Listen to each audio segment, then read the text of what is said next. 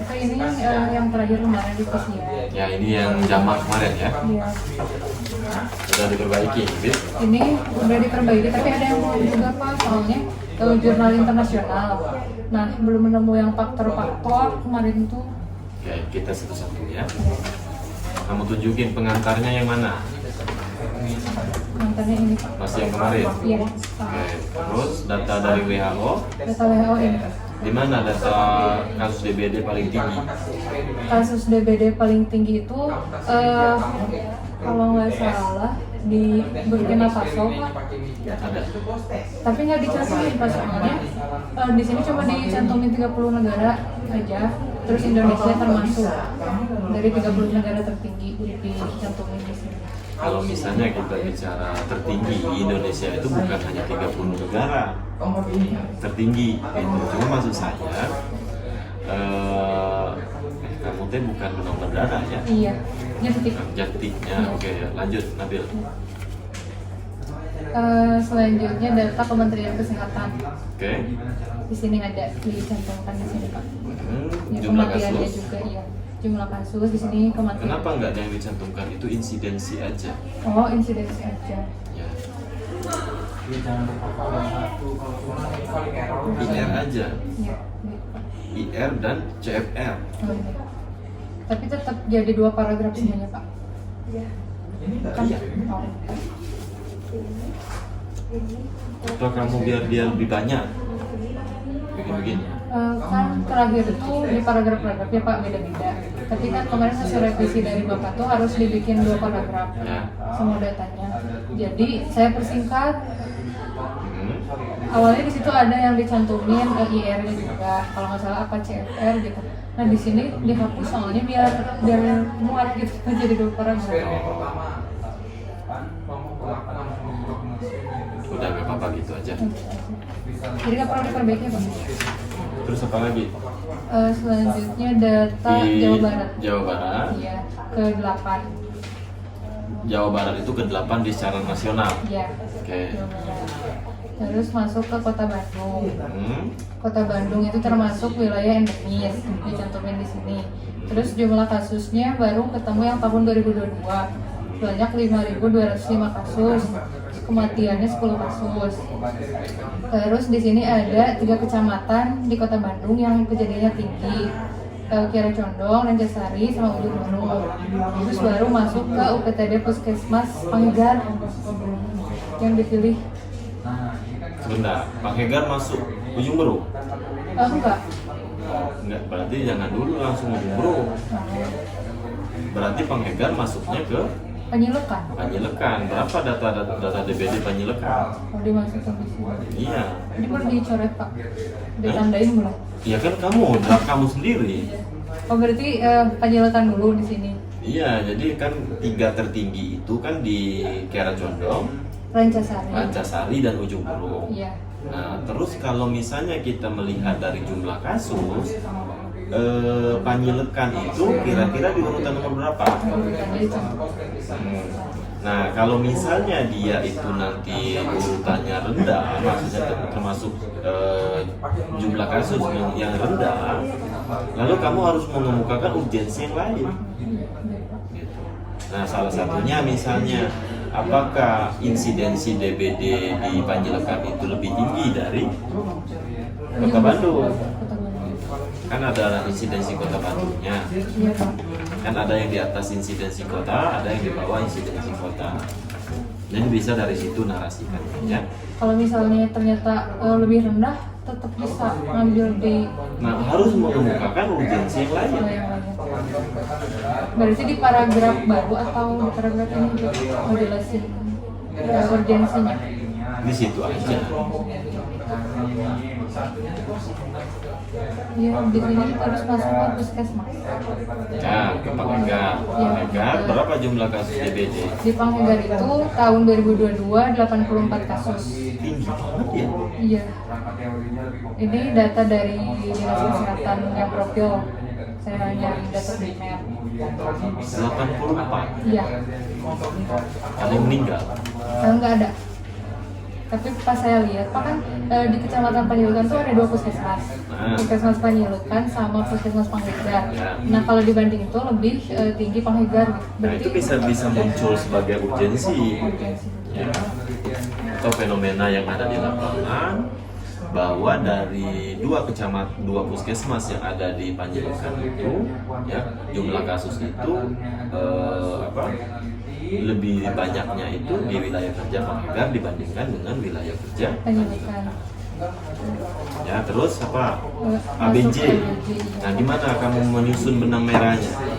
Di sini masuknya ke jentik dulu, Pak. Kan tadi dijelasin kasus DBD, ya. Terus bisa dijelasin jentik nyamuk merupakan salah satu tahapan dalam siklus hidup nyamuk. Nggak perlu. Oh, nggak perlu. Itu definisi. Oh, Ya, itu definisi yang kamu jabarkan. Lalu bagaimana kira-kira, kan ini kan kamu sudah berbicara terkait dengan demam berdarah itu tinggi. Demam berdarah itu sudah menjadi sebuah permasalahan. Nah, lalu bagaimana menghubungkannya dengan angka bebas jentik? Misalnya, ya, kita ingin tingginya demam berdarah, ya, dilihat misalnya tingginya demam kasus demam berdarah ini, ya, tidak terlepas misalnya dengan kepadatan atau banyaknya jentik, misalnya jentik nyamuk, misalnya seperti itu. Jadi, nah untuk mengukur jentik nyamuk itu yaitu dengan melihat angka bebas jentik. Secara nasional angka bebas jentik berapa? 95%, lebih besar atau sama dengan 95%. Itu standarnya. Tapi ABJ-nya berapa? Harus dicantumin juga ya, Pak? Iya. Karena nanti itu gini, kamu memukakannya itu, Nabil, ini DBD, kemudian ini ABJ. Nah, apakah ABJ dengan DBD meningkat, ABJ meningkat, atau DBD menurun, ABJ menurun, atau ABJ meningkat, DBD meningkat, ABJ menurun, meningkat. Nah, ini yang harus kamu gambarkan nanti di sini. Ya, itulah kenapa butuh angka bebas jentik secara nasional, secara provinsi, dan secara Kota Bandung. Nah, itu ada di profil, itu ada angka bebas jentiknya, ya.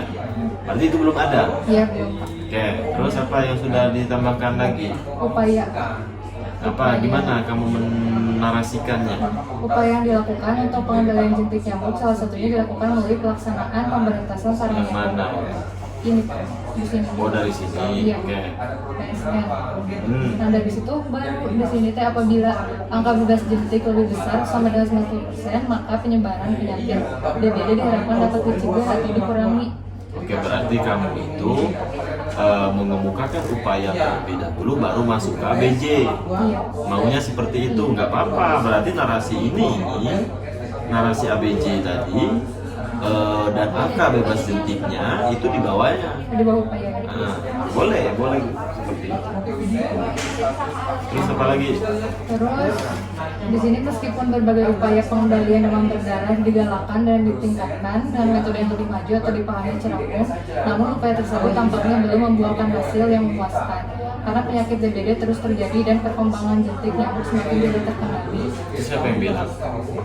Delita juga lupa publikasi. Dan ini terlalu pendek untuk sebuah paragraf. Ya. Jadi lebih baik digabung apa kalau? Ya. Cuman nanti kan berubah karena ada tambahan ini. Ini apa? Kalau ini yang penelitian terdahulu Berkaitan dengan sistem informasi geografi. nanti dulu. Ya. Kenapa kamu terdapat banyak penelitian apa nih? Terdapat banyak teknologi untuk memantau sebaran jentik nyamuk. Oke, nah itu nggak nyambung itu, coba. Salah satunya melalui sistem informasi geografi. Terus masuk ke penelitian terdahulu, penelitian Bapak, yang Bapak Bu Ratna sama Pak Edwin. Nggak usah kamu sebutkan semua. Oh bisa. Oh kayak citasi aja gitu Iya. ya? Nggak usah begitu juga, penelitian di Kota Bandung, penelitian sebelumnya nggak usah disebut namanya, nanti kan muncul di citasi. Iya. Tapi berarti ini mengenai sebaran penyakit DBD dengan menggunakan metode itu perlu dicantumin? Nggak perlu. Oh, nggak perlu. penelitian misalnya sebelumnya yang dilakukan di Kota Bandung dengan memetakan jumlah kasus demam berdarah menggunakan GIS. Udah gitu doang dia itu. Oh berarti yang ditonjolkannya itu si GIS-nya gitu Pak? Ya sebenarnya kamu ini coba judulnya kemarin apa? Ada spasialnya. Ada. Nah harusnya spasial yang sudah muncul. Oh spesial. Jadi gini narasinya setelah ini nih, ya kalau ini kan sebenarnya sudah menggunakan teknologinya, tapi secara epidemiologi yang dimunculkan itu analisis spasial. Nah contohnya ini sama seperti ini nih, salah satu misalnya yang bisa dilakukan untuk menekan ya sebaran demam berdarah itu dengan kita mengetahui ya pola sebaran terkait dengan jentik dan nyamuknya misalnya. Nah, secara epidemiologis untuk memetakan itu ada analisis yang dapat digunakan yaitu spasial. Baru nanti beberapa penelitian sudah melakukan kajian berkaitan dengan analisis spasial. Gitu narasinya ya. Nah termasuk nanti yang ini dimasukkan salah satu misalnya misalnya penelitian di mana misalnya ya di Vietnam misalnya atau di Brasil atau di Cina misalnya atau di Afrika yang menggunakan analisis spasial untuk memetakan pola sebaran demam berdarah bisa seperti itu. Nah nanti ya bisa lah disambungkan. Jadi narasinya itu nggak panjang ya, nggak panjang narasinya itu. Berarti Pak penelitian GIS sama spasial disatuin apa? Disatuin cuma nggak ada narasi GIS. Tetapi yang dinarasikan itu spasial. Nah boleh kalau misalnya mau disinggungkan antara ini karena spasial itu dilihat berdasarkan sistem geografi apa tuh? Sistem informasi geografi. Nah sistem informasi geografi bisa ya. Terus apa lagi? Terus kesininya sama masih bahas GIS juga Pak. Nah itu terlalu ini ya karena yang malah GIS-nya yang kamu munculkan di sini bukan spasial. Nah seharusnya spasial. Nah lalu kamu harus jabarkan ya, mana state of the art dari riset ini kan belum muncul. Nah itulah gunanya tadi ya banyak penelitian sebelumnya yang mengkaji tentang analisis spasial tentang demam DG. Nah, contohnya penelitian lain misalnya di Kota Bandung hanya melihat terkait dengan jumlah kasus demam berdarah berdasarkan kecamatan. Penelitian lain misalnya di Jawa Tengah melihat jumlah kasus demam berdarah misalnya berdasarkan kelurahan itu atau berdasarkan RT boleh seperti itu. Nah sedangkan misalnya kami misalnya di dalam riset ini bukan hanya memetakan kejadian demam berdarah tetapi mengkaji hal lain seperti suhu kayak gitu. Jadi harus dijabarkan itu. Baru nanti masuk ke survei awal. Sudah suratnya udah, tapi dari ditkesnya belum, tinggal nanti survei awal. Nah survei awal itulah nanti yang kita bisa menggali fenomena yang ada di lokasi penelitian itu ya. Oke, sekarang masuk ke tujuan khususnya. Tujuan khususnya ini Satu, pola spasial sebaran jentik nyamuk Aedes aegypti sebagai pencegahan demam berdarah denggi di wilayah yang kedua. Pola spasial kepadatan nyamuk Aedes, pola spasial suhu, pola spasial sumber air bersih. Hapus aja sumber air bersih. Hapus aja. Kemarin sumber air bersih ya? Iya Pak. Bukannya si Rizka sumber air bersih? Sama kan berarti. Sama Pak. Kemarin itu sama Rizka. Rizka juga sumber air bersih, kamu juga sumber air bersih. Iya. Cuma Pak kemarin teh dapat masukan juga dari pembimbing 2 katanya kenapa nggak TPA aja gitu. Boleh ganti TPA. TPA aja.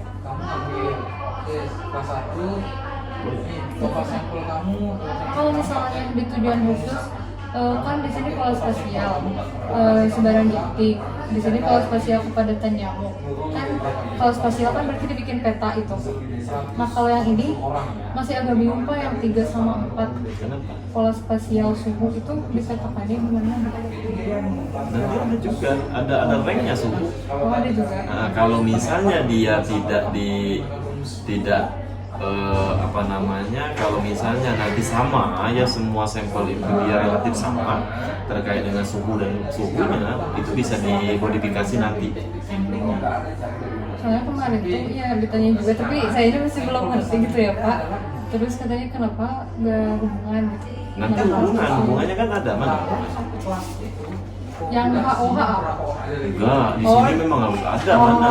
Di situ. Kurang berarti ini Pak. Iya, memang yang ini itu nanti kan uji korelasinya di situ. Hubungan nanti korelasi, bukan hubungan ya, mengetahui korelasi suhu dengan jentik. Apa bukan ya jentik ya. Terus ini nyamuk, padatan nyamuk dengan jentik itu memang dilihat korelasinya. Berarti saya nambah lagi jadi. Terus yang ini, jadi dia itu ini udah oke, 3. Ini apa sih ini namanya? Jadi Pak, kalau spasial kepadatannya Oke, ini kepadatannya ini jentik ini jentik. ini sebaran jentik, ini kepadatannya. Oke, terus ini Suku. berarti dia tidak kalau misalnya nggak mau dilihat secara spasial suhu, karena memang nanti mungkin akan sulit karena suhunya kan biasanya sama. Nah, kalau misalnya seperti itu berarti digambarkan aja. Jadi gambaran suhu. Iya. Gambaran suhu sebagai pencegahan. Bisa gambaran suhu. Gambaran suhu aja. Ya nggak gambaran suhu tok juga, ya. Iya. Nah, cuma maksudnya itu gambaran apa judulnya ini? Analisis korelasi spasial politik yang mengaitkan sensitif sebagai pencegahan demam berdarah di wilayah kerja petani puskesmas. Jadi bisa gambaran suhu, benar ikutin itu. Terus yang ketiga berarti gambaran TPA. Nah, tetapi TPA itu, saya khawatirnya nanti TPA itu adalah data numerik, data kategori. Kalau dia data kategori, dia tidak bisa dilihat korelasinya. Nah, itulah kenapa si Rizka tadi akhirnya diganti. Sebenarnya kamu itu lebih tepat pH air. pH. Kan jentik. Iya. Ada jentik, nanti kan ada kadar pH. Setiap kamu menemukan jentik, dicek kadar pH. Jadi lebih baik pH. Iya. Jadi setiap sampel air yang kamu lakukan, sampel rumah yang kamu lakukan pengecekan itu dicek juga kadar pH-nya. Nah, kadar pH yang dicek misalnya di tempat penampungan air. Oh, iya. Gitu. Berarti Pak kan kalau buat suhu itu, suhu air juga atau ruangan atau gimana? Yang ini suhu kan berarti observasi ya Pak, ngukur sendiri gitu. Nah ini tuh suhu si airnya atau ruangan? Aduh ya benar, suhu udah peta ya. Beda ya? Beda. Suhu air. Emang ada suhu air? Soalnya pas ngeliat tuh suhu udara ruangan, saya pas ngeliat suhu tuh. Iya, nanti itu suhu yang di ruang, suhu rumah, di sekitar rumah aja. Misalnya suhu itu kan ya di satu rumah itu kemungkinan kan akan sama gitu. Ya bisa diukur misalnya di mana kamu ketemu jentiknya. Nah, Jadi yang dimasukinnya suhu itu gitu. Kalau ini juga pH berarti kan ukur TPA ya Pak? Ya TPA. Berarti misalnya di rumahnya kan ada ember, ada bak mandi, itu semua Iya nggak usah disampel aja. semua sampel. Berarti random gitu, saya pilih di bak mandi aja. Jangan tempat penampungan air. Iya, tempat penampungan air, ember misalnya. Tempat penampungan air. Karena dia itu kadang itu kalau misalnya ada orang yang nampung air dari ledeng, itu kan air bersihnya kan biasanya ditutup tuh. Nah, suhu itu kalau misalnya dia memang tidak menggunakan, tidak ada tempat penampungan air yang katakanlah untuk dikonsumsi yang misalnya seminggu gitu, boleh dialihkan ke misalnya ke mandi yang pH-nya nanti diukur. Ya. Jadi yang biasa digunakan di rumah itu aja. Ya, jadi memang kurang ya tujuan khususnya. Iya Pak, direvisi. Terus apa lagi? Terus kalau ini ke pembimbing dua Pak, berarti bab 3 Pak. Tapi bab 3 ini belum semua. Iya, kerangka teori. Ini apa? Kerangka teorinya kenapa dia muter-muter begitu tuh? Ini kan modifikasi ya Pak. Saya tuh dari bukunya Islam Fahro, Islam. Terus di situ tuh dijelasin ada teori Gordon. Nah di situ dijelasin kayak yang masuk host tuh apa aja, agent tuh apa aja lingkungan. Terus saya cantumin di situ. Segitiga epidemiologi. Nah, kamu harus jelaskan bahwa segitiga epidemiologi ini digunakan untuk demam berdarah Dengue.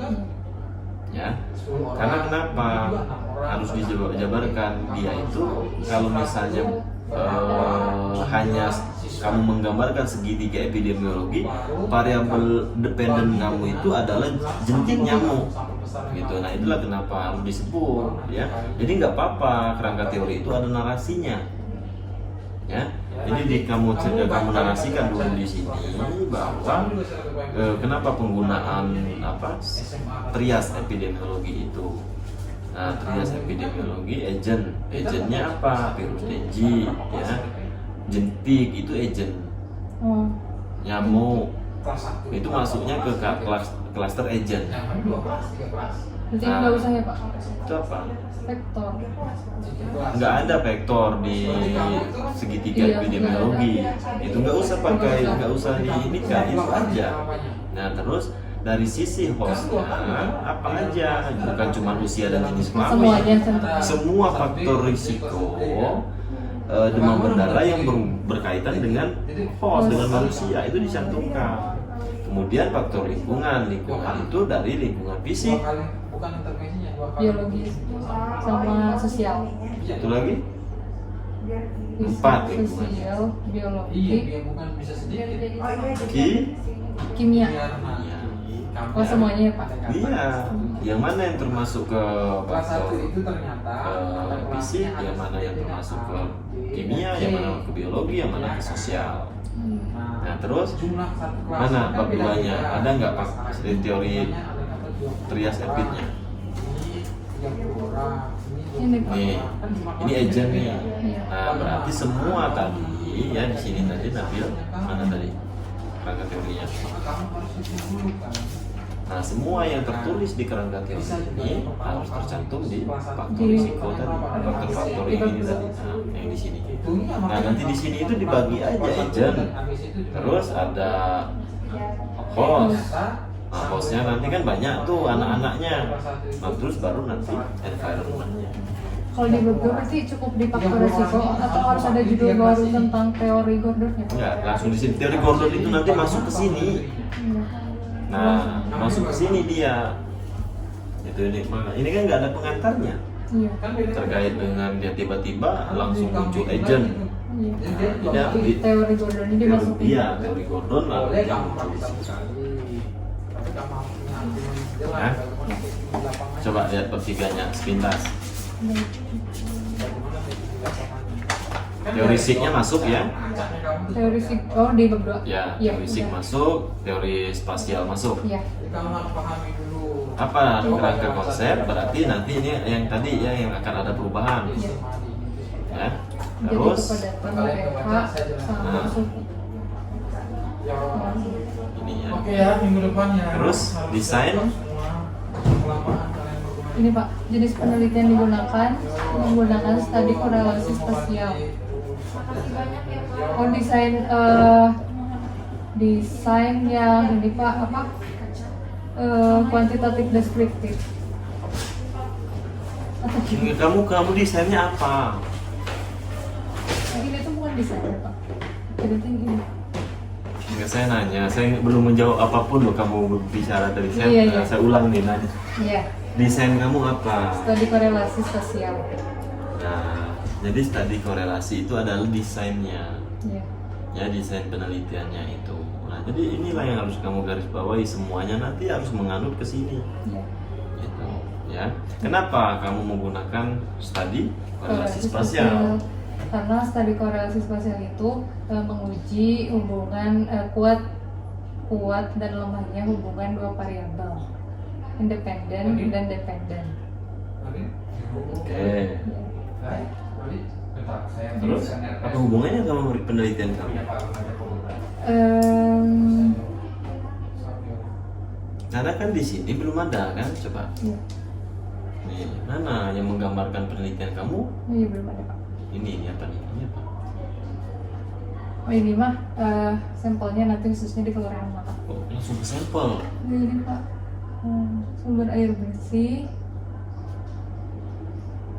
Dijelasin di sini korelasinya mana sama mana.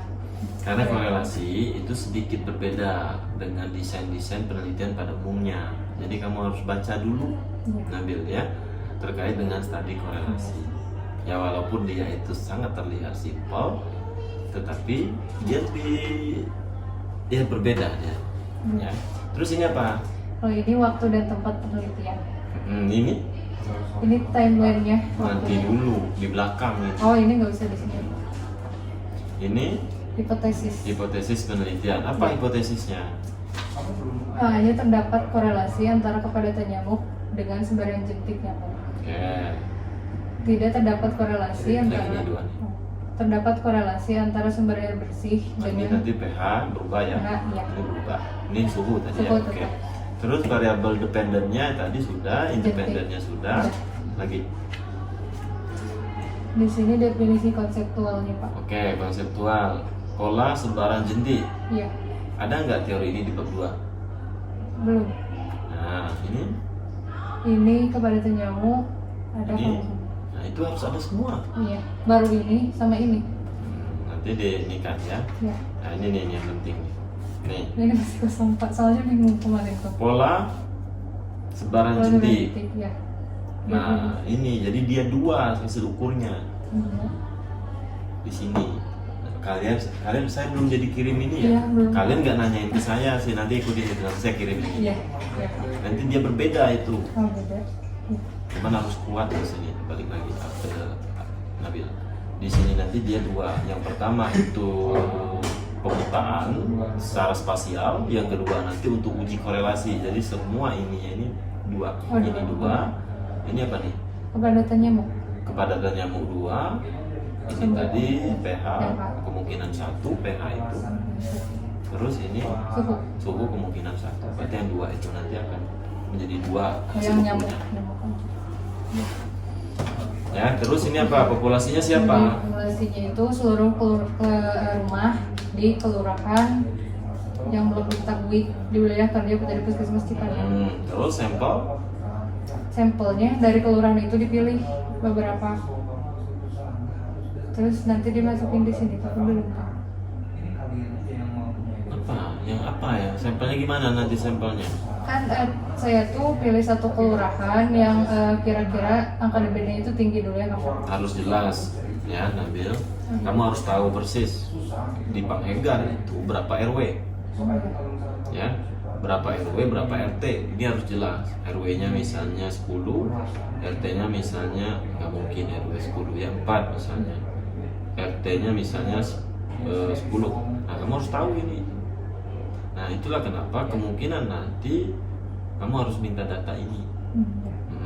Nah, biar nanti kamu tahu di RW per RW itu berapa kakak. Khususnya kalau misalnya di RT oke lah ya, tapi di masing-masing RW harus tahu berapa kakak. Masing-masing RW. Ya. Nah, itu nanti yang mungkin jadi PR-nya untuk di populasi dan sampel. Terus Jadi bentar Pak, kalau di sini yang dicantuminnya populasinya wilayah kerja puskesmas dulu apa langsung kelurahan? kelurahan aja. Oh, langsung kelurahan. Di sini baru yang dari kelurahan ada berapa RW RT Ya. dipilih baru deh berapa. Baru nanti di sampling. Iya. Ini sumber datanya. Data primer. Kalau data primernya berarti sebaran jentik nyamuk, kepadatan nyamuk, pH dan suhu. Ya. Data primer. Data sekundernya profil kesehatan Indonesia tahun 2022, Jawa Barat, Kota Bandung, sama jumlah kakak. Terus ini teknik pengambilan sampel. Berarti pakai sistematik random sampling. Kemungkinan nanti akan menggunakan sistematik ya, pakai interval nanti kemungkinan, tetapi intervalnya tidak ini. Jadi misalnya gini nih, kamu datang misalnya dari gang ini, nah, di RW 1 misalnya. Nah kamu nih kamu sudah menentukan, itulah kenapa harus butuh kakak tadi ya kan, ternyata intervalnya 4 nih misalnya. Nah kamu datang nih, rumah 1 kamu lewatin, 2 kamu lewatin, 3 kamu lewatin, 4 kamu teliti. Terus 5 kamu lewatin, 6 kamu lewatin, 7 dilewatin, 8 diteliti gitu ya. Baik, Pak. Terus nggak ada uji validitas reliabilitas, tidak ada. Jadi ini tidak perlu. Tidak ada. Kalau instrumen pengumpulan Instrumen yang pertama itu apa sih namanya itu? di sini baru lembar observasi itu. Bukan lembar observasi, jadi nanti itu apa namanya,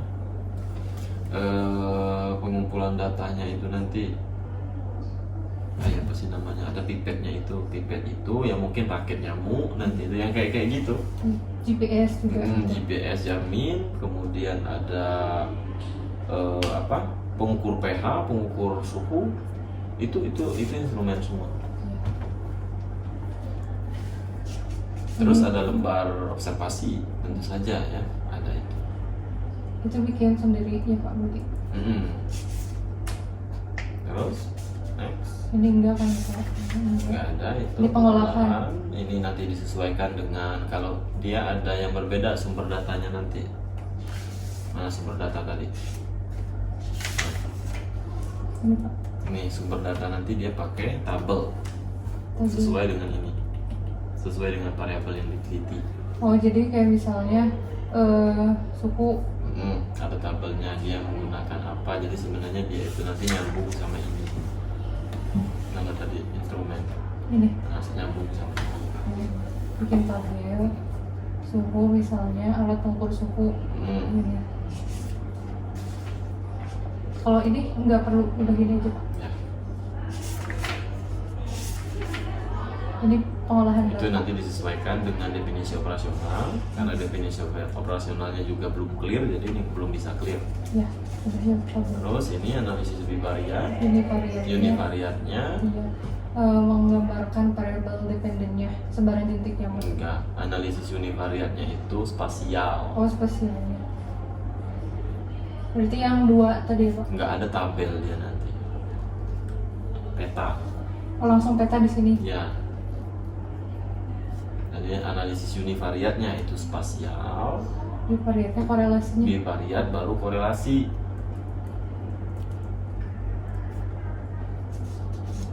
Pakai uji person produk moment Iya. tes. Ketika penelitian. Ya, ketika Udah Pak. terus. Nah berarti nanti minggu depan Nabil kamu lengkapi itu. Nah pokoknya nanti ingatin saya supaya saya ngirim draftnya di grup ya, biar maksud saya itu punya gambaran ketika menyusun definisi operasionalnya. Nanti saya kasih sebenarnya apa. Nah nanti japri saya atau di grup ini bimbingan nanti ingatin saya biar saya kirim. Ya, siap Pak. Ya ada lagi yang mau ditanyakan? Satu lagi Pak, ini kan saya tuh udah merancang lagi ya Pak, ini kan demam berdarah itu jadi dipanjangin yang disingkat. Terus ada yang udah dihilangin juga, upaya di sini dihilangin. Soalnya lebih dari 20 kata kan ya Pak. Terus saya tuh bingung yang harus dihilangin apa lagi gitu. Kalau analisis ini bisa nggak Pak dihilangin atau? Korelasi spasial boleh aja. Jadi analisisnya hilang, jadi langsung korelasi spasial jentik nyamuk. Soalnya ini tuh jadi 21 kata gitu Pak. Korelasi spasial jentik nyamuk Aedes aegypti. Jentik nyamuk Aedes aegypti sebagai pencegahan demam berdarah dengue di wilayah kerja. Sebenarnya wilayah kerjanya itu langsung hapus aja di Kelurahan Panghegar gitu. Nggak ada Kelurahan Panghegar ternyata. Adanya Kelurahan Cipadung Wetan, Cipadung Kulon, sama satu lagi teh apa gitu, bukan. Terus Panghegar masuknya ke berapa kelurahan wilayah kerjanya? 3 kelurahan Iya. wilayah kerja. Oh, 3, jadi nggak ada kelurahan penghajar Pak. Berarti kelurahan yang dipilih aja judulnya. nggak apa-apa untuk sementara begitu aja dulu. Berarti analisisnya aja Pak dihilangin, jadi langsung korelasi. Ya Pak, satu lagi ya Pak, kan stupen tuh kan kalau yang biasanya teman-teman katanya kuesioner dan lain-lain stupennya. Nah kalau saya stupennya gimana ya Pak? Bingung kayak Yang ngelihat jenti, oh, ngelihat jenti ada nggak jenti, terus ngelihat nyamuk ada nggak nyamuk. berarti lebih ke lingkungan. Iya, lebih ke lingkungan yang dilakukan pengecekan. Tapi selain itu tentu saja masih tetap harus ngobrol dengan pemegang program. Tapi nggak perlu ada kuesioner dan lain-lain. Nggak ada. Jadi mengamati aja, observasi gitu. Pengamatan aja. Ya mungkin Pak, kita dulu nanti diperbaiki bakalan. Nah nanti ada ini gini Nabil. Jadi waktu kamu nanti observasi studi pendahuluan, yang perlu kamu konfirmasi adalah ngobrol sama masyarakat itu. Kalau misalnya ini apa jenis apa penampungan air yang paling sering mereka gunakan misalnya kayak gitu. Karena supaya nanti itu memfinalisasi yang ada di TPA tadi. Apa yang akan dicek, kemudian yang akan memfinalisasi pH air yang mana yang akan dicek. Nah, dari situ nanti itu bahannya, Pak. bahannya. Berarti ngobrol sama masyarakatnya tuh random aja siapa aja gitu Pak? Iya. Tapi yang standby di situ yang memang rumah pribadi Menetap di situ. gitu di situ. Ya. Ya Pak. Oke. Nanti minggu depan sudah dilengkapin sampai ke lembar observasinya, berarti nanti ditambahin juga di di bab 3-nya itu alat dan bahan. Jadi nanti silakan kamu carikan dulu fotonya ya, GPS jaminnya, kemudian atau di alat di ini aja, nggak usah alat dan bahan, di instrumen. Oh, instrumen. Jadi ada gambarnya alat-alat itu nanti ya. Kamu bikin aja tabel nanti itu di sana supaya nanti bisa dimasukin gambar-gambarnya. Yang itu aja. Ya mungkin Pak. Makasih Pak. Ya. Assalamualaikum. Waalaikumsalam.